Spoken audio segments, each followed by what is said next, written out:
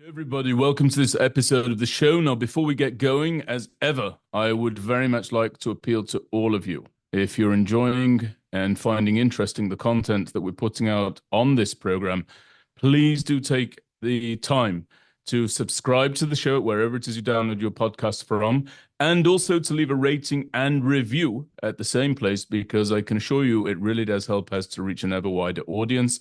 And Yaakov and I and the Miriam Institute, we all thank you very much in advance of your partnership in that regard. And at the time of this recording, on February 26th, yes, on Wednesday, February 26th, 2025, the Red Cross, Yaakov, is en route into the Gaza Strip in order to collect the last four hostages that are scheduled for return to Israel throughout the course of what has come to be known as phase one of the ceasefire deal.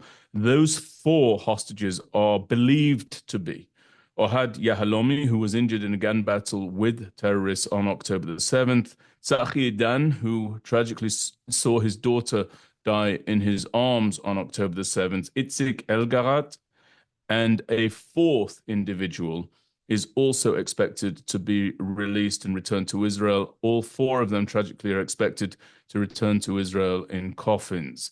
I wanted to ask you for your thoughts, this being the end of phase one, Yaakov, and another ingathering of those who have been held captive, tragically, no longer gifted with life, but coming back, as I mentioned, in coffins. Yeah, I mean it's there's so many tragedies and so much grief here that it's really beyond words, I think. It's beyond anyone's ability to describe. Tzachi Idan, as you noted, saw his daughter shot dead in front of him, and I don't know if viewers will remember, but actually the terrorists who broke into their house did a live Facebook feed, video feed of that entire nightmare. And you can see the family lined up in total shock. You can see the kids crying. And I won't go into it, but it's one of the most shocking and terrible videos that has ever surfaced. And earlier today we had Shiri and Kfir and Ariel Bibas laid to rest. Their bodies were basically taken in a funeral procession that started in Rishon LeZion, the city next door to me, and drove all the way south to the cemetery. And I would say that today is probably the hardest day for Israel, emotionally and in terms of trauma and bringing everything back since the 7th, because of the funeral of the Bibas family and the comments of Yarden, the things that he was saying. On the one hand, he was talking about, how he envisages his sons in heaven. And he also begged the soul of his wife to protect him from himself, which I think is a very it's very easy to understand what he means by that. So we are in the middle of grief, and it's very, very, very raw. I think everybody feels it here. It's very hard to get on with your day. Very hard. The sheer evil that we have all been exposed to is absolutely heartbreaking. I have to say, by the way, just before we came on air, I saw multiple cities around the world light up their national monuments in orange in memory of the Bibas family. Paris, Berlin, Madrid, Budapest, Rio de Janeiro, New York, San Francisco. And I think it means something. It means something because not only is it a basic civilizational test, the authorities who light up those monuments in orange are telling the world that this is a line of evil that has got to be condemned. But also, it's telling us here in Israel that whatever else is going on, our pain is seen. Our pain is being seen in the world. So to me, as an Israeli, seeing that, it does mean something. And even if there are bitter disagreements with the international community about the war and our security needs, I personally was comforted by seeing the many cities around the world turn orange. Um, so far, I haven't seen London do it. Maybe it will, but I haven't seen it by the time we came on air. And so, you talked about stage one. I'll just say briefly, and because I also want to hear how you view things, but it seems to me that Israel is basically saying to Hamas that it is willing to extend stage one of the ceasefire, but I am not seeing any real interest for a stage two by Israel because stage two involves the pulling out of the IDF from the Philadelphia corridor. It means basically pulling out of the security perimeter that we've discussed. That's that 1 kilometer deep buffer zone, declaring an end to the war. Basically, it means that Hamas is right back in Gaza, and that this entire war ends with them rebuilding their terror army. I don't see the Israeli cabinet, I don't see Prime Minister Netanyahu agreeing to that.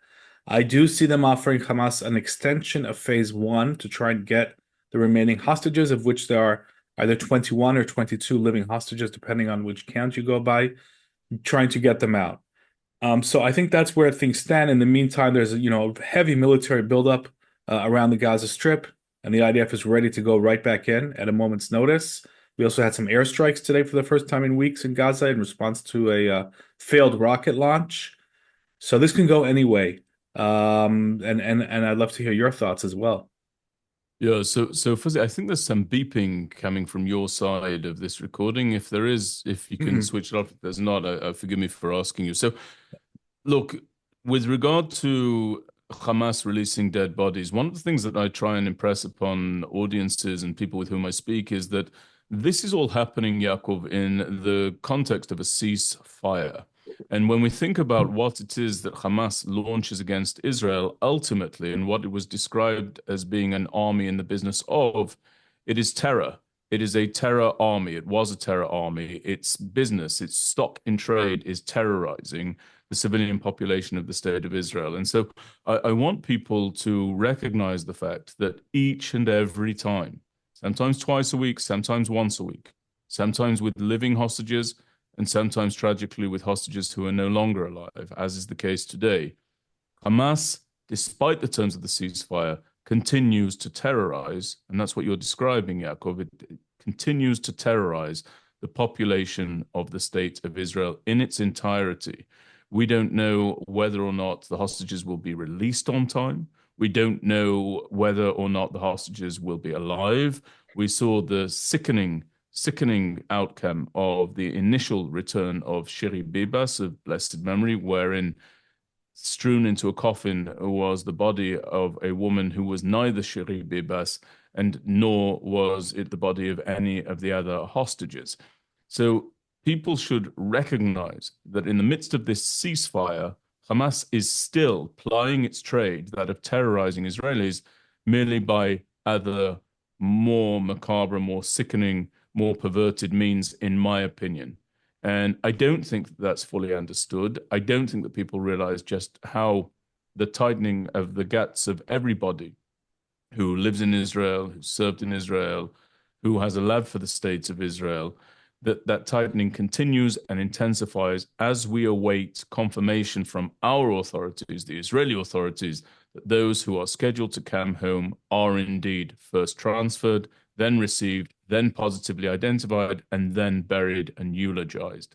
So that's just something that I wanted to convey. With regard to the lighting up of cities, I'm afraid I'm going to take a different tack to you, and you did caveat your statement, but I take a very dim view of these types of gestures, specifically from several of the countries that you mentioned. Spain, I'm not interested in the gesture of them lighting up anything in orange. The French have been appalling, in my opinion. The Brazilians have been appalling, in my opinion, as have many others. I would much rather that they dispelled with the cheap gestures that really don't actually demonstrate anything in my book, including a line in the sand, but rather they would actually proactively use the diplomatic power that they have in order to support Israel and use the military capabilities that some of them are engaged in supplying to Israel in order to allow Israel to push this war forward to its just conclusion. And what justifies it in no small part? The fact that these two young red-headed children were kidnapped from us on October the 7th. The fact that they were kidnapped along with their mother, the fact that separately their father went out to defend his family, essentially to act something as something of a decoy. That is in part emblematic of why Israel went to war on October the 7th. And so I have little to no patience for anybody who sits afar and lights up a building, an institution, the skyline, whatever it may be, in the color orange, when since approximately October the 10th, in some cases, a mere 3 days after the worst massacre that's befallen the Jewish people since the Holocaust, they were busy scurrying and running in order to condemn Israel, in order to speak ill of Israel, in order to excuse some of the actions undertaken or rationalize, if not excuse, some of the actions undertaken by Hamas. I've just lost all faith in the judgment and ability to judge of those countries that you just mentioned. With regard to the funerals, however, Yaakov, I think that we really did bear witness to two very distinct types of eulogies. The first for Oded Lifshitz by his son Itzhar. I've mentioned in the podcast before that I know Itzhar. Itzhar accompanied, I believe I mentioned this last week, our delegation of military cadets to Poland last year. He stayed with us for the entirety of that 5-day period, visiting the death camps in Poland, talking to the cadets, these future officers of the US Army, Navy, Air Force, and Marine Corps, about what he was experiencing as the son of two hostages, Yocheved and Oded, Yocheved having been returned by the summer of 2024. She was returned in the November of 2023. But his father was still in captivity when Oded joined us, and when Itzhar, the son, joined us. And at the funeral, Itzhar said the following. He said, quote, "Father, I am sorry. I'm sorry that I wasn't there for you on October 7th as you tried to protect Mother by yourself." Our listeners will recall that Oded was injured in his hand because he was holding shut the door that the terrorists were trying to penetrate there in his home in Nir Oz. Itzhar went on to say, "I'm sorry that I'm burying you like this." And then he said something very, very profound. He said, "I'm sorry that I'm burying you like this, a collection of a few bones, while your heart and your soul remain inside Gaza with the living and the dead." Very, very interesting concluding statement. And then Yocheved, the wife of Oded Lifshitz, said the following. She said, quote, "We fought for so many years for social justice and for peace. Remember, this family, the Lifshitz family, would transport the sick, the unwell, the elderly Gazans for medical treatment inside Israel, believing that in so doing, they would improve the sentiment among the Gazan population writ large." Yocheved went on to say, "We received a terrible blow from the people we helped on the other side of the border. Our hostages are still chained and starved and tortured below and above ground. They have been there for more than 500 days. We are morally obligated to return all of them as one, in one go, now." Now, those were the statements of, as I said, Itzhar and Yocheved Lifshitz, respectively, yesterday. And today, just to read out a little bit more and to analyze a little bit more about what it was that Yair Bibas said, he actually said something not dissimilar to what Itzhar Lifshitz said. He said Shiri to his wife. Of course, interestingly and tragically, Shiri was buried in one coffin with Ariel and with Kfir in the very same coffin. He said, "Shiri, this is the closest I've been to you since October the 7th, and I can't kiss or hug you, and it's breaking me." To your point, Yaakov, he went on to say, "Shiri, please watch over me, protect me from bad decisions, shield me from harmful things, and protect me from myself. Guard me so I don't sink into darkness." Mishmish, which was the nickname he had for his wife, Shiri. Mishmish, I love you. And he then spoke very movingly, of course, about Ariel and about Kfir. He said about Ariel that, quote, "You made me a father, you transformed us into a family," Ariel being the firstborn. "You taught me what truly matters in life and about responsibility." And of Kfir, He said, Pupik Kfir, I didn't think our family could be more perfect, and then you came and made it even more perfect. I remember your birth. I remember during the delivery when the midwife suddenly stopped everything. We were frightened and thought something was wrong, but it was just to tell us we had another redhead. Your mother and I laughed and we rejoiced. I mean, two very, very different types of eulogies. And I just wonder how Yalden Bibas raises himself up from this degree of tragedy. Well, I read that another member of the Bibas family said that when they saw all of the tens of thousands of people waiting on each side of the roads and holding the flags and crying, and I think it was his sister who said we saw a broken nation, which is exactly, what the situation is. I think that probably gives them strength. It probably gives them strength. They feel that the entire nation is with them. They feel that the love and the heartbreak is being shared by millions, and obviously only they can feel it like they do, and nobody else can imagine what they're going through.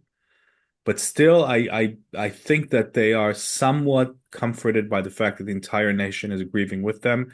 And this is, a very unique, I think, attribute of the people of Israel, of the ability to share grief to this extent, to have tens of thousands of people lining the streets, holding the flag, holding the pictures of this murdered family, this massacred family, and crying as they pass them through. This is a uniquely Israeli scene, and I believe that it will give them strength. But I think it's going to give them strength today and tomorrow.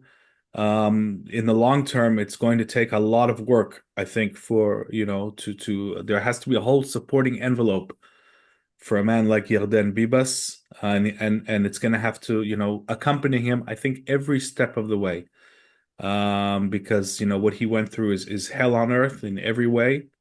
And it's the nightmare is something that none of us can understand like in the way that he does, and it's going to take the most professional, capable mental health experts to accompany him, and hopefully the whole nation of Israel will continue to accompany him, and I believe it will. I believe that this is seared into our national consciousness forever. Yeah. Um, I can tell you as somebody who's here now in Israel, and it's very difficult to get on with your day. I mean, I couldn't do it.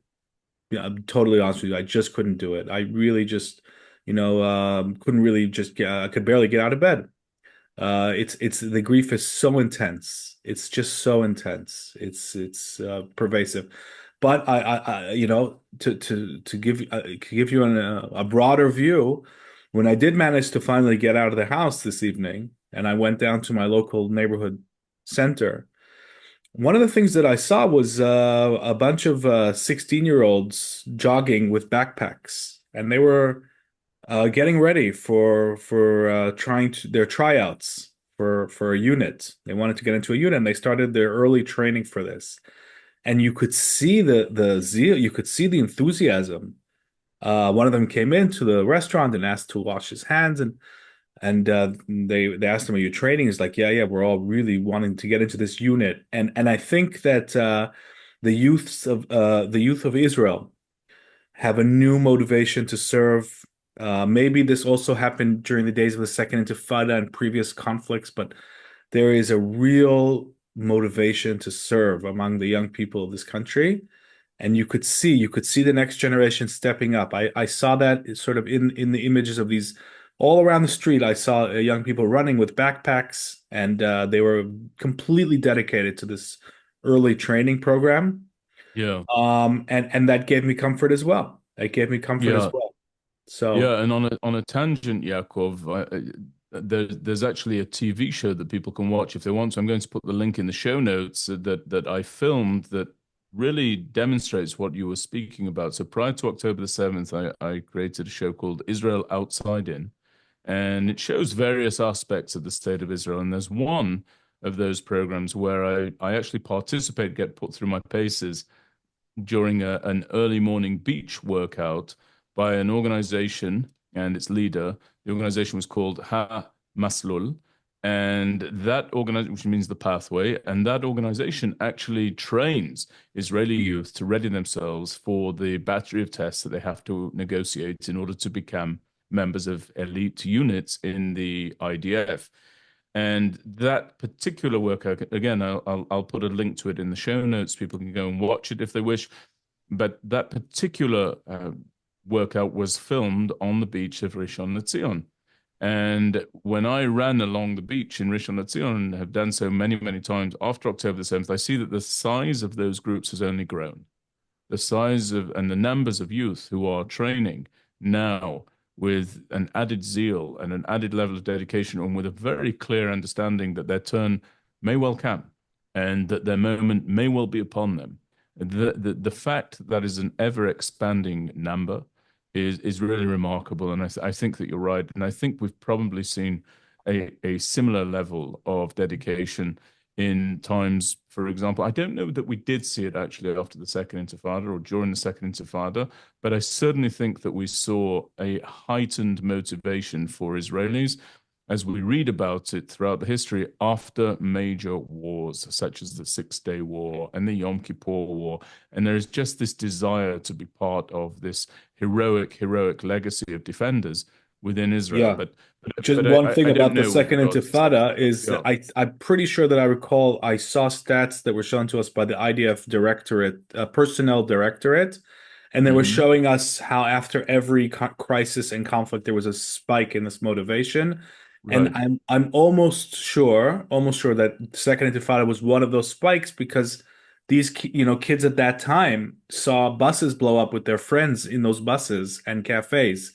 And so that really got their motivation going. So I think, this is a very healthy reaction by the young people of this country who have, I don't think anybody dares do this today, but you've heard all the things in the past about the TikTok generation and, it's not like the older generation and they don't know how to rally to the flag. And we all know that that's complete nonsense now. We know that they fought and they fight just as well, if not better than past generations. So yes. So it's just continuing. It's continuing, and this country's future, I believe, is assured because of these. I agree with that.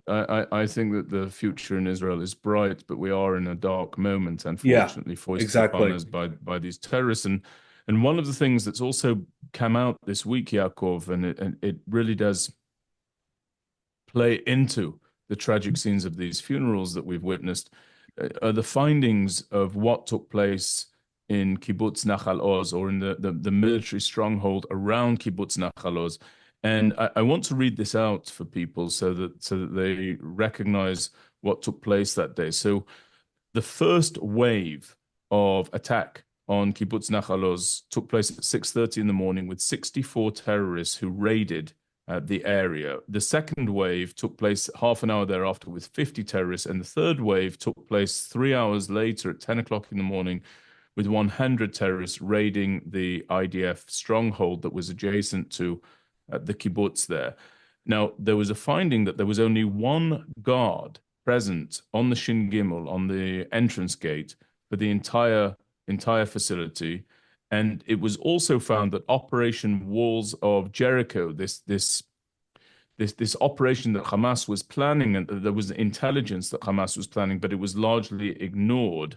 That Operation Walls of Jericho, in advance of October 7th, that is, that operation had identified Nahal Oz and Yiftach as the most vital strategic areas for an attack to take place. In fact, Hamas had studied where to attack and when, and they had done so for a period of years, Yaakov, according to the findings. And one of the terrorist captors of the Tatzpitaniot, those are the lookout soldiers, the observation soldiers, some of whom were recently returned to us, said that he could not understand how Israel failed to see Hamas's preparations the night before the attack because they were so brazen in the eyes of this terrorist. Now, to give people some further statistics, Yaakov, 162 soldiers were in that facility. 90 of them had weapons. 81 of them were combat soldiers. And at 6:45, the Samgad, how would you translate Samgad? Deputy Battalion Commander? the deputy battalion commander at 6:45 a.m. By 6:45 a.m., the deputy battalion commander of the stronghold had been injured. By 7:05 in the morning, the IDF members had headed into shelters and the terrorists had infiltrated Nahal Oz. And by 7:30 in the morning, the IDF soldiers who came out to launch a counterattack against the terrorists who were overrunning the area, those soldiers tragically were overrun. They were defeated. By 9 o'clock in the morning, the counter by the IDF was completely overrun, and that's when a second wave of terrorists began to enter the area with absolutely no resistance. And it was at 10 a.m. during the third wave that 50 terrorists, during the third wave, that terrorists entered and began to kidnap IDF soldiers, including from the tanks. At 10:30 in the morning, just to give everybody a timeline, the female soldiers were kidnapped. At 12 o'clock p.m., the stronghold of the IDF was set alight. 53 soldiers were killed that day, 10 were kidnapped, and tragically, Yaakov, those observation soldiers, those Tatzpitaniot, saw the challenges, alerted everybody to them, and it seems were completely and utterly ignored. Now, these findings are the result of the internal findings that the IDF is conducting. I wanted to know what you think about those as I've just expressed them. Yeah, so look, there's a lot to unpack there. I understand from previous briefings in recent days from the IDF that they have divided all of these massive inquiries and after action reviews into four broad categories. And the first category is the overall long-term strategy that the IDF had towards the Gaza Strip, what went wrong there. The second category of reviews is looking at the night between the 6th and the 7th, the events that you're describing here, the warning signs that were ignored, why were they ignored? And some people that I'm speaking to, including a former commander of Unit 8200, he's a former officer named Hanan Geffen, who I interviewed for a story that I'm going to be publishing, said that he thinks that militarily speaking, that's actually the most important category, the ignoring of the warning signs on the night before. The third category is looking at the first 72 hours. Did he say why? Did he say why that's Yep, the most important? and I'm gonna share his reasons in just a second. Just when I finish the categories, the third category is the first 72 hours of battles, and the fourth category is looking at specific battles and specific incidents, and there's already been one published on that. So those are the four main categories that they've broken these reviews down. Now, the reason that Hanan Geffen, Brigadier General, retired, Hanan Geffen thinks that category of the warning signs that were missed is the most important militarily, is that he first of all, he thinks that the larger review inquiry that will eventually be set up one way or the other, there's going to be an external inquiry. He thinks that that's going to tackle, together with former military people, what went wrong in the long-term strategy. You know, the concept, the misconceptions that we've been talking about all along, that Hamas was deterred, the things that you saw from day one that were, catastrophically false. And then you were like a lonely voice in the woods. I'm sure that we can go back in time and find that. And you were saying that this is a strategic catastrophe in the making. So that was completely missed. Now, the reason Hanan says that the category of the warnings is so important is because he thinks that only serving or recently serving military officers can dissect why it went wrong. Now, why is that? That's another question of why. Because there are two, let's call them excuses, that were given for missing these warnings. The first is the claim that the intelligence directorate was scared of exposing sources. That's one of the reasons why that has been raised. That they were cautious about how to respond to different warning signs, that they were scared of burning sources. And the second reason is operational. There was a fear that if the IDF starts deploying, that Hamas will see that as an impending attack and they themselves will attack.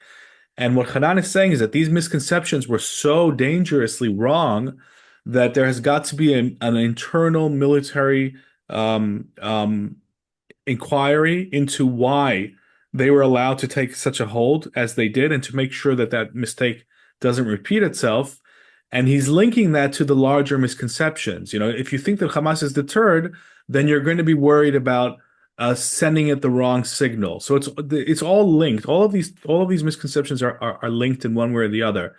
And the other interesting thing he said, and actually in many ways this is the thing that stood out the most, is that he was saying that, as you said, there were warning signs. There was intelligence flowing in of something very significant that was happening that night. It was significant enough that a number of senior officers left their homes in the middle of the night, got into their car. The commander of Southern Command, Finkelman, got into his car in the middle of the night and drove down to Southern Command because he saw that something was wrong. So that should be enough to tell the system that something is wrong. And yet what happened was that this reservoir of information didn't go into a centralized place where the decision could be made operationally.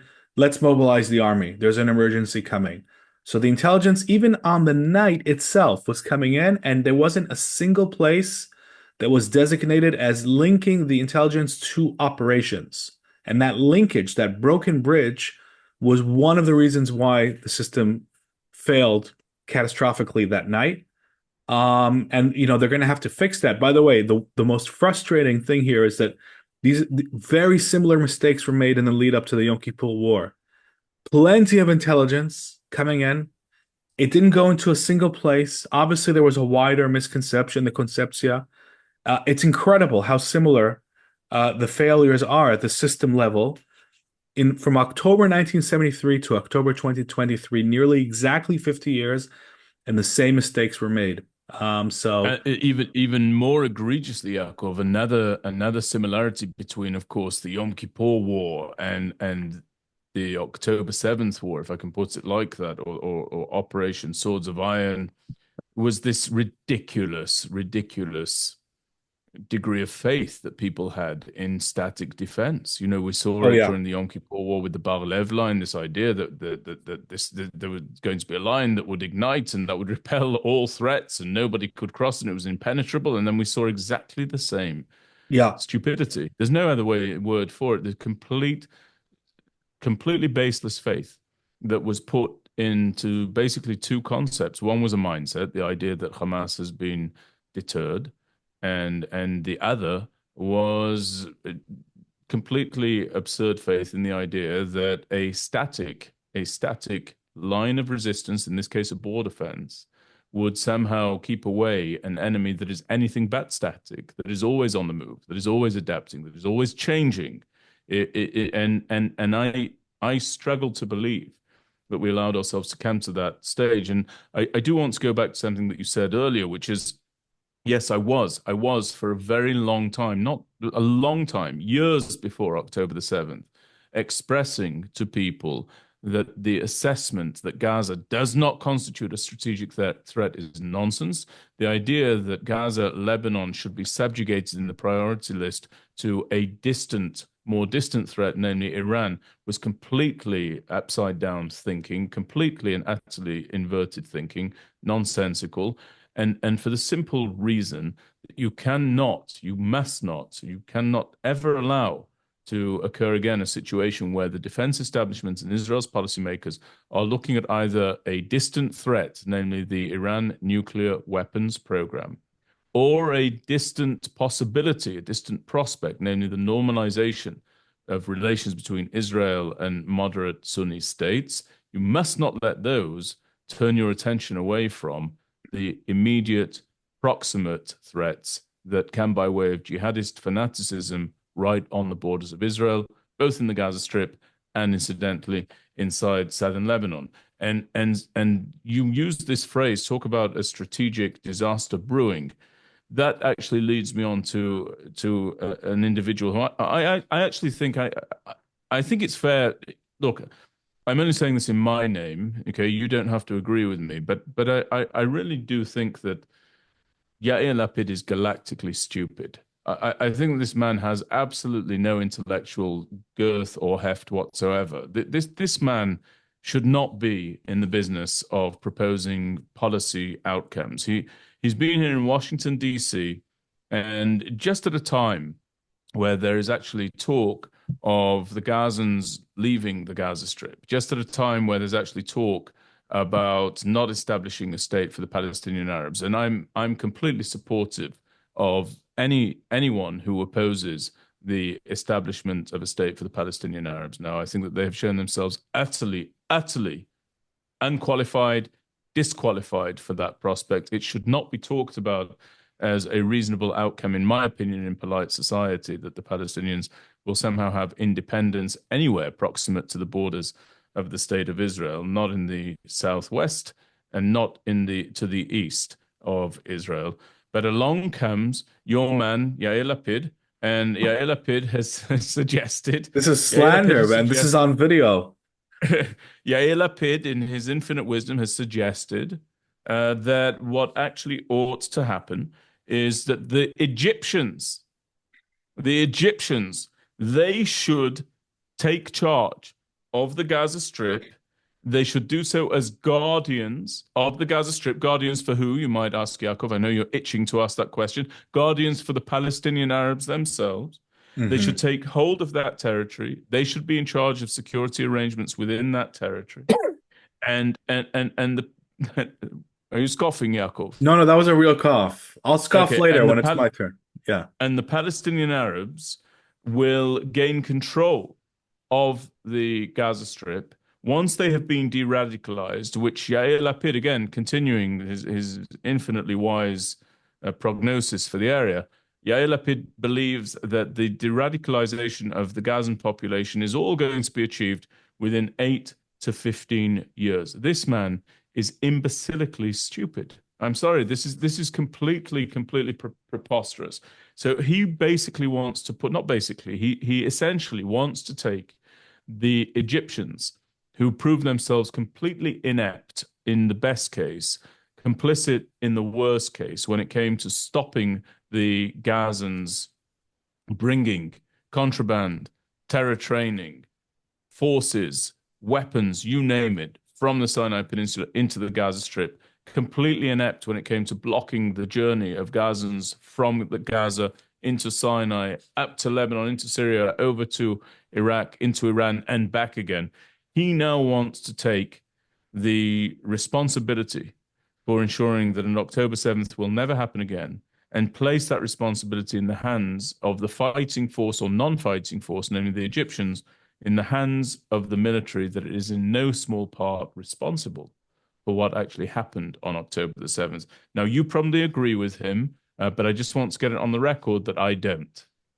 Well, let me put it on the record that I don't either. Okay. And the degree of fantasy that he is living in is truly remarkable. I'm just going to note that this is the first time I've heard the phrase galactically stupid on our podcast. So I think that in itself is some sort of a benchmark, that's a milestone. But look, in all seriousness, he represents the classic wishful thinking that helped get us into this mess in the first place, which is that we can outsource this problem. We can let somebody else deal with it. We can throw it at somebody else and everything will be okay. Everything will be wonderful. We will not have to get our hands dirty. We will not have to put our feet in the Gazan mud anymore, and we'll just outsource it to the Egyptians. Now, first of all, the Egyptians, I wasted almost no time in telling him, forget it.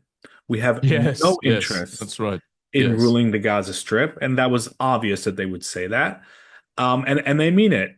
Now, let's assume that they wouldn't say forget it, and look at the multiple reasons why this won't work. The Egyptian military, as you've noted, is incompetent and totally unwilling and unable to fight Hamas. So who is going to fight Hamas in this dream world vision?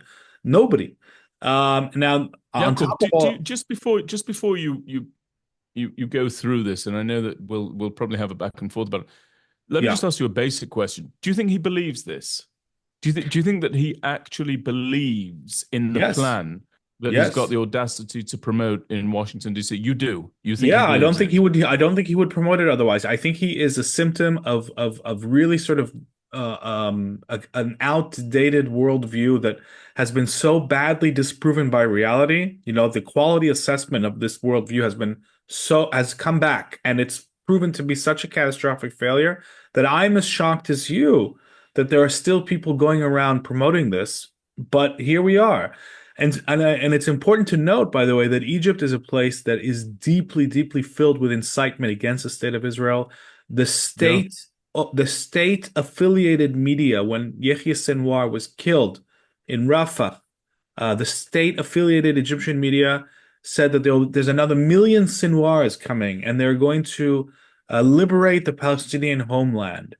Now, forget The about why. manifestation of a cold peace, really, as a consequence of the population. You had this peace between Sadat and Begin, wonderfully brokered by the now deceased Jimmy Carter, but Yeah, never did any such peace percolate down to the population. To your point, always tremendously hostile towards Israel.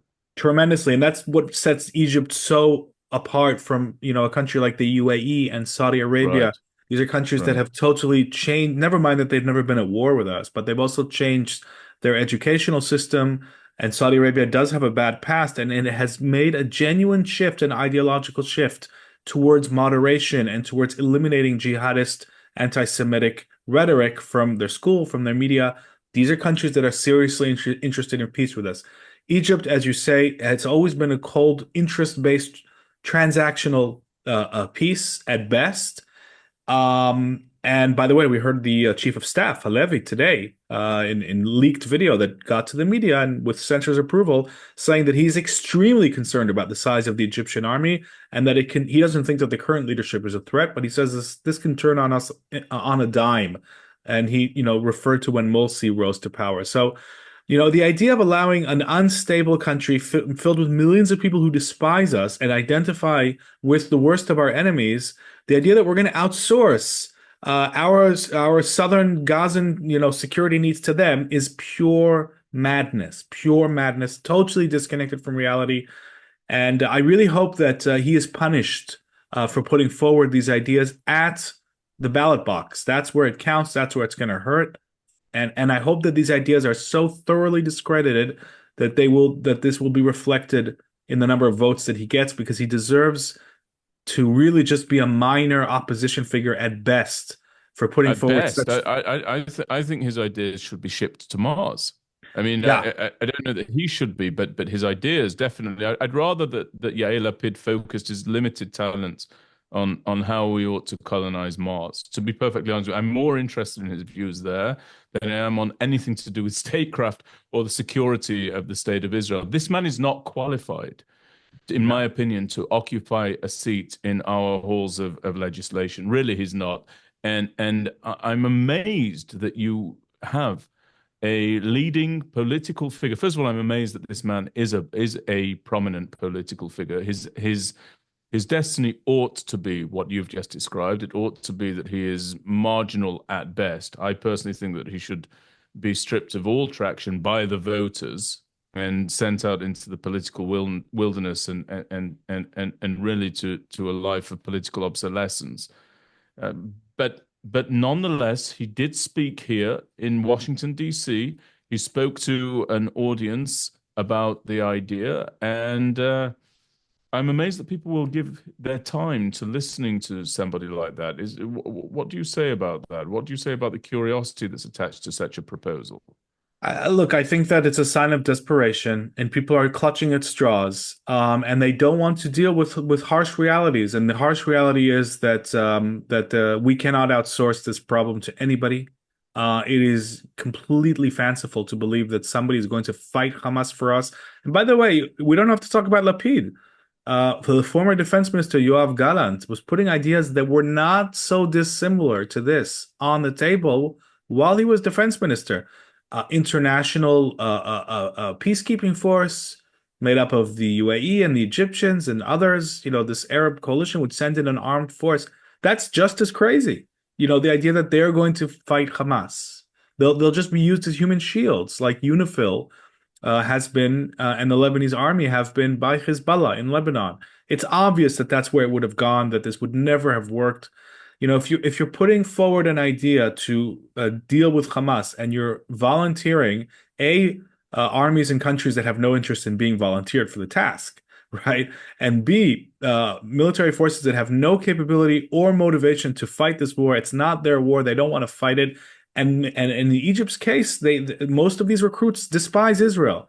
So it doesn't make sense at any level. At any level, it makes no sense. But what pains me, Yaakov, what pains me about this idea is that Donald Trump, whether you believe in the Trump plan for Gaza or not, and I can just tell you, I do believe that it's a viable plan. Not only Mhm. do I believe it's a viable plan, but I applaud the fact that it's been put forward. I think that the only way that Israel can ever truly know security with regard to the Gazans in the Gaza Strip is that the Gazans are relocated to another part of the world. I believe that they are really and by the way, I believe that we in Israel do carry some responsibility for the horror of October the 7th, and I'll explain why. I think that we, over time, since 2006, conditioned Hamas to believe that it could carry out any atrocity against our people it wished to, and there would be a limited retaliation, then a thorough rebuilding and rejuvenation of their power at the end of a short-lived conflict and retaliation by the state of Israel. And I think that we have to analyze our role in bringing them to the point where they thought they could walk into Israel in waves such as those that I just described at Nahal Oz, Mhm. murder 1,200 people, kidnap 252 of those people, and get away with it. Frankly, get away with it. So that's a different conversation for another time. But what I wanted to say is what I found so egregious about this plan by Lapid is there's absolutely nobody clamoring for what Yair Lapid thinks about this issue. Nobody is looking and saying, you know who we need to weigh in here? Yair Lapid. He is the person who's got a sterling record when it comes to policy making and decision taking. And it's particularly loathsome to me that he's done so because Donald Trump has shifted, to use a cliche, the center of gravity away from the conversation about the ridiculous two-state solution neurosis. He has moved the conversation in the international community away from that. The two-state solution was a stillborn idea at the point that it was put to the public. It's nonsense. It's always been nonsense, in my opinion. It forever will be nonsense. I know there are people who say, well, in theory, if this changes and that, nonsense. To my mind, a completely nonsensical idea. I don't know if I'm getting my points across, but the fact that an Israeli now comes forward, an Israeli legislator, a former prime minister, albeit for a very short time, thankfully, comes forward and says, uh, just a moment, I'm going to propose something that continues this intractable problem and only complicates it. I find unforgivable. I think that Yair Lapid truly is, unfortunately, a paper bag devoid of any content, toing and froing in the wind. This man should not be in the position that he's in. And I'm very hopeful that what you said will actually come to pass, namely that the voters will say, "We're dramming you out of politics, Yair. Stick to the TV presentations and to reading the news. Don't think about making it because you frankly have no idea about the realities of the area in which you live, namely the Middle East." But I do find it remarkable nonetheless. Yeah, listen, I don't have much to add. I agree with what you're saying here. It's ridiculous, it's fanciful, but I think that it is interesting in the sense that it gives us a glimpse into the ongoing fantasies that are held by a certain segment of Israeli society. I believe that it's a minority.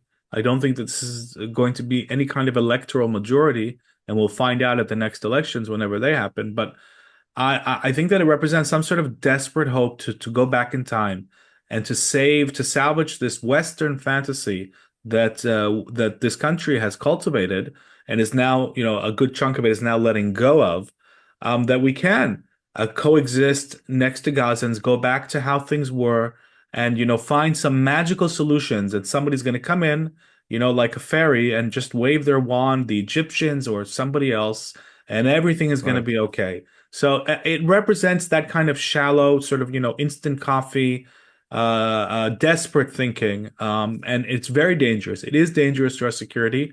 But we live in a democracy. They have every right to cling to fantasies, and it's the job of their conceptual opponents to tear this apart. It is amazing that we still have to tear this apart after the seventh. It is incredibly frustrating that we even have to have this debate after the seventh, and I share your frustration deeply. But what I can tell you is that when I do come across these ideas in private conversations, and I'm asked to tear them apart, I can do it in almost 60 seconds. And the people who are not sure after 60 seconds of hearing my reasoning say, yeah, okay, that's obviously not going to work. So it's not difficult. We just have to rise to the challenge and not forget and make sure that our own people do not forget the existential lessons that we have learned over the past year and a half. And I think that's one of the things we're doing here, Benjamin, on this podcast to the broader Jewish people. It's vital. It's absolutely vital. We cannot forget. We cannot. There's a phrase in English, in Hebrew, litkarer, to start getting cold. We can't ever do that, and especially because of what we said at the start of this conversation. We have made this existential strategic blunder twice now in our short history: 1973, 2023. And by the way, I think that it's important to note that 1973, that was a real existential threat, militarily speaking, even more so. I'm not talking about the terrible trauma that was caused and the genocidal acts that were caused to civilians, but from a military perspective, in 1973, there were a few days there where enemy forces could have advanced into the center of the country. And so there is no third time. There cannot be a third time. That's my point, and I see it as a real sort of national mission to make sure that people understand that there cannot be a third time. But it is to me, and then I want to move to one final topic for this conversation, but it is to me so lamentable that you're having conversations with individuals who cannot dismiss this type of nonsense on its face. That they actually have Some to have, sit by the through way, it. to be fair, some have, but some Yes, haven't. but Yeah, there are still too many who fail to see the nature yeah, of the enemy, and there are agreed. still too many who fail to assign responsibility to the Egyptians in the measures that it ought to be assigned. So we'll see what happens with all of that. I really do hope that Yair Lapid's ideas here are consigned to the dustbin of history. It's unfortunate that they ever made their mark in public discourse. I want to talk about one last issue, Yaakov. When the hostages were returned, there was a terrible video that Hamas released that featured two detained, continuing as detained, remaining in captivity inside Gaza, two hostages. Those were Guy Gilboa Dalal, and they were, I believe it's Guy, yes, it's Guy Gilboa Dalal, and also Eviatar David. Now, our organization has worked with the families of both of those hostages. Eviatar David is a young man. I believe he was 23 years of age when he was kidnapped on October the 7th. And Gal Gilboa David is a very dear friend of his, also kidnapped on October the 7th. We worked with the parents with the brother. The brother of Gal is named Guy. We brought him to America to speak about the plight of his brother. And we work in a continuing manner with the mother and the brother of Eviatar David, those being Galia and Eli, respectively. and also Eviatar's sister is very, very active in the campaign to retain and train public consciousness on the ongoing suffering of her brother. But they were brought out of captivity for a moment, right? Out of wherever it is that they're being detained, and they were driven to a position proximate to the release of the last four living hostages, the most recent four living hostages. They looked out of the sliding door of the vehicle and were filmed speaking into the camera, essentially begging Prime Minister Netanyahu in what were probably prescribed comments to the two captives, to these two hostages by Hamas, but for their release. The sickening nature of what Hamas is willing to do really was demonstrated, if there was any doubts in anybody's mind, by that particular film, that they cynically and hatefully filmed and then published internationally. But there's also an odd element to this, which is that if you think, Yaakov, about the worst imaginings of a parent, it would surely be that their son or their loved ones had been kidnapped.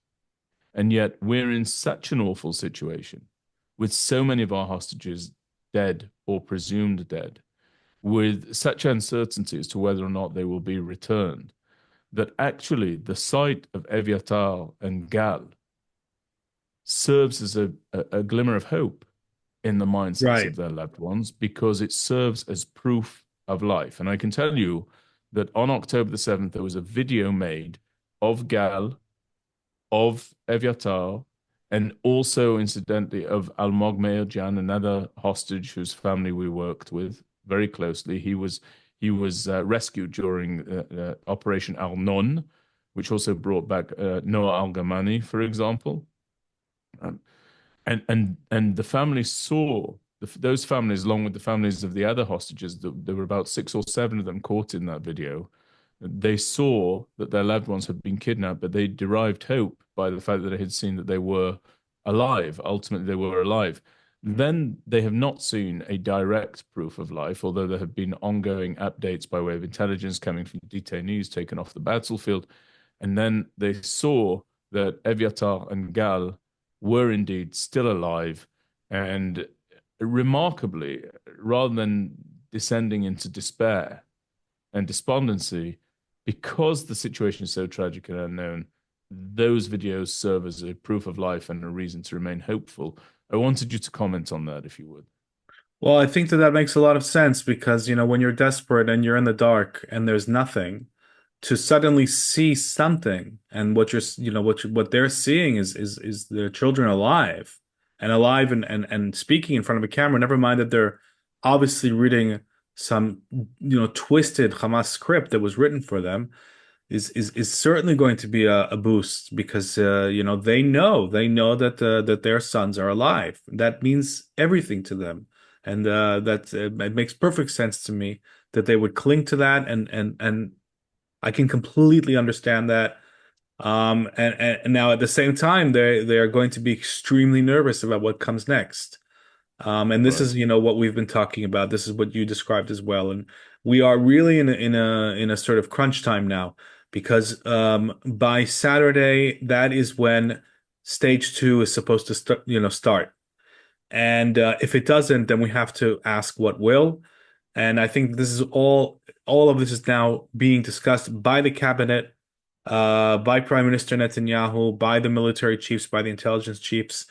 And we're going to have to see, but it is absolutely, a time when these parents and family members are not going to be sleeping, because of course they're going to very much hope that an agreement will be reached to either extend stage one or to enter into stage two. Of course, that's what they want, and that's what any of us would want in their shoes. There's no question about it. So, it's something that we have to follow, and we'll have to see. But at the end of the day, the cabinet has got to weigh up national interests as well.